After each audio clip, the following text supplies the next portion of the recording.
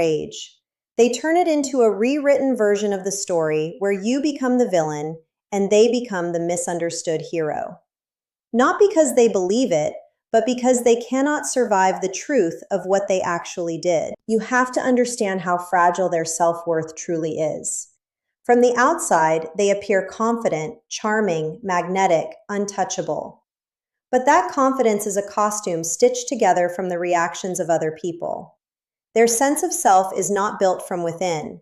It is borrowed, rented, extracted from the admiration, fear, attention, and emotional energy of others. When they hurt you, they were not acting from strength. They were acting from a desperate, panicked need to restore a sense of power they never actually possessed. And the moment you stopped reacting, the moment you stopped supplying them with that emotional fuel, something inside them began to collapse in a way they will spend the rest of their lives trying to hide. The fear of being exposed is one of the most defining emotions in the inner world of a narcissist. They live with a constant low-grade terror that someone will finally connect the dots, finally compare notes, finally speak the truth out loud in a room they cannot control. After they hurt you, this fear sharpens, because you now hold a piece of their truth. You know what they look like when the mask slips. You have seen the cruelty, the coldness, the contradictions, and no matter how confidently they walk through the world afterward, a part of them is always watching, always wondering, always calculating what you might say, who you might tell, and how much of their carefully constructed image you have the power to dismantle. This is why control becomes an obsession. Not love, not connection, control. They need to control the narrative. They need to control how you remember them. They need to control how others perceive the ending of what you shared. If they cannot control you directly, they will try to control the story about you. They will rewrite history with a calm voice and a wounded expression. They will plant subtle doubts in the minds of mutual friends. They will pose as the one who tried, the one who gave everything, the one who was abandoned by someone unstable. And every time they tell that story, a small part of them knows it is a lie. But the lie is easier than the truth, and the narcissist always chooses the easier emotional path. Genuine accountability requires something the narcissist structurally does not possess, which is the ability to sit with their own wrongdoing without immediately defending, deflecting, or destroying. Accountability requires a stable sense of self that can absorb the words, "I hurt someone," and still remain intact. The narcissist does not have that stability. For them, admitting fault is not a moral act. It is an existential threat. To admit they hurt you would be to admit they are not who they have told themselves they are. And that single admission would crack the entire foundation of their identity. So instead of accountability, they offer performance. Hollow apologies, strategic tears, carefully timed gestures designed to manage your perception rather than repair the damage. And you, with your real heart and your real hope, kept mistaking the performance for change. There is a critical difference between regret and remorse. And once you understand it, you will never confuse the two again. Regret is when someone is sorry about the consequences they are facing. Remorse is when someone is sorry about the pain they caused. The narcissist is fluent in regret. They regret losing access to you. They regret losing their image. They regret losing the convenience, the comfort, the supply, the control. But they do not feel remorse for what they did to your nervous system, your self-esteem, your sense of safety in the world. If the consequences disappeared tomorrow, so would their apology. And deep down, you have always known this. You felt it every time their words said one thing and your body said another. This is why they monitor you long after the relationship is over. They watch your social media from accounts you do not know exist. They ask mutual acquaintances casual questions designed to extract information. They drive past places you used to go together. They track your milestones, your glow-ups, your new relationships, your healing. Not because they miss you, because they need to know whether they still exist in your inner world. Your attention, even negative attention, was a mirror that reflected them back to themselves. Without that mirror, they begin to disappear, and the narcissist cannot tolerate the experience of disappearing. So they watch, silently, obsessively, pretending they are not watching at all. And here is the part almost no one talks about. They become genuinely angry when you heal. Not disappointed, not concerned, angry. Because your healing is the final piece of evidence they cannot argue with. As long as you were broken, they could tell themselves the story that you were always broken, that the damage was not their doing, that you were unstable from the beginning. But the moment you rise, the moment you become calmer, stronger, more grounded, more radiant than you ever were inside the relationship, that story collapses. Your healing exposes them in a way no confrontation ever could. Your peace becomes a verdict, and they feel it, even from a distance. I want to pause here because I know what you are feeling right now. You are feeling that strange mix of validation and grief that comes when someone finally puts language to what you lived through.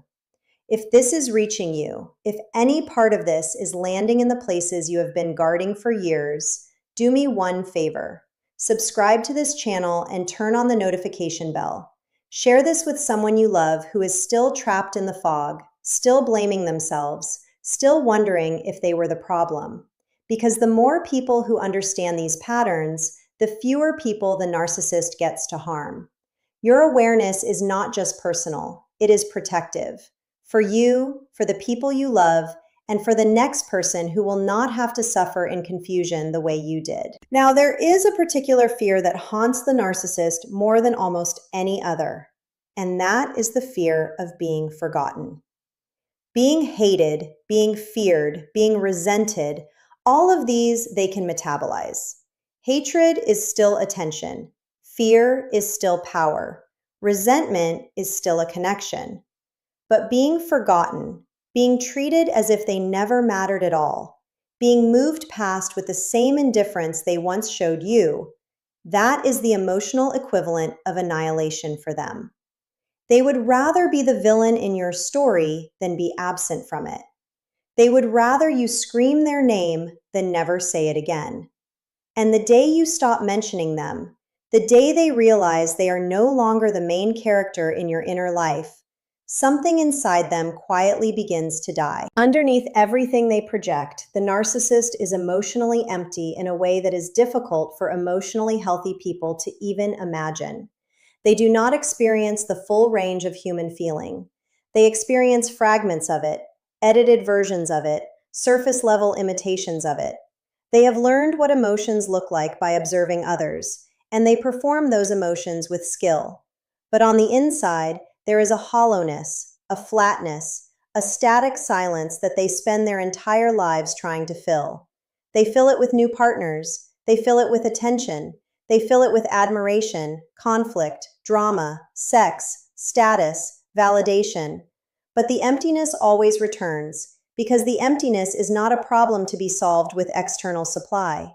It is the consequence of a self that was never fully built. And after they hurt you, that emptiness becomes louder, because losing you meant losing one of the most reliable sources they had for drowning it out. This is why they need constant validation. Not occasional, not situational, constant. Their psychological survival depends on a steady stream of external input telling them they are special, desirable, important, superior. The moment that stream slows, they begin to feel something close to panic, though they would never call it that. They will call it boredom. They will call it restlessness. They will call it the other person being too much or not enough. But what is actually happening is that their internal world cannot sustain itself without external feeding. And when they hurt you and you finally walked away or were discarded or were forced into silence, they did not lose a partner. They lost a power source. And every narcissist knows, somewhere underneath the denial, that losing a power source means facing themselves. And facing themselves is the one thing they have been avoiding their entire life. The psychological consequences of losing supply are far more severe than most people realize. There is a phase that many of them go through, sometimes called narcissistic collapse, where the carefully maintained image begins to crack under the weight of accumulated losses. They become more reactive, more paranoid, more desperate in their attempts to secure new sources of admiration. They may spiral into impulsive decisions, sudden new relationships, public displays of happiness designed entirely for the audience they suspect is still watching. And underneath all of it is a person who is not actually happy, not actually healed, not actually moving on, but is performing all three with increasing intensity because the alternative is to feel what they have been running from for decades. You need to understand that the emotions they suppress are not small. They are not minor inconveniences. They are tidal waves they have spent a lifetime building walls against. Loneliness so profound it would terrify them to name it. Self-loathing so deep it would shatter the persona they have constructed. Envy of people who can feel love without calculating it. Grief for a self they never got to develop. Fear of intimacy, fear of dependence, fear of the very vulnerability they punished in you. And every time these emotions begin to rise, they immediately convert them into something more manageable, like anger, contempt, superiority, or indifference. You were not the only one being manipulated in that relationship. They were manipulating themselves every single day. What truly bothers them after hurting you is not your pain. It is the loss of their control over your perception of them. They are not lying awake thinking about how you cried. They are lying awake wondering if you finally see them clearly. They are wondering if you are telling people the truth. They are wondering if your new calm means you have figured out something they spent the entire relationship trying to keep you from figuring out. They are wondering if your indifference is real or performed. They are wondering if you are happy without them, and worse, if your happiness is somehow proof that you were always the strong one and they were always the fragile one wearing a costume of strength. And they can never openly admit any of this, because admitting it would require them to dismantle the only self they know how to be. To admit shame would be to admit they did something shameful. To admit fear would be to admit they are not powerful. To admit emptiness would be to admit they are not whole. To admit they think about you would be to admit you mattered. And to admit you mattered would be to admit that losing you was a real loss, not a minor inconvenience. So instead, they will smile in photos. They will post about how blessed they are. They will speak about you in dismissive tones. They will tell anyone who will listen that they are doing wonderfully. And the louder they perform their okayness, the more clearly you should hear the truth underneath it. This is the moment I want you to take with you, because everything I have told you points to a single life-changing realization. The person who hurt you was never operating from strength. They were operating from a wound so deep they could not look at it, so they made you carry it instead. Their cruelty was not power. It was the panic of a fragile self trying to feel real. Their silence was not closure.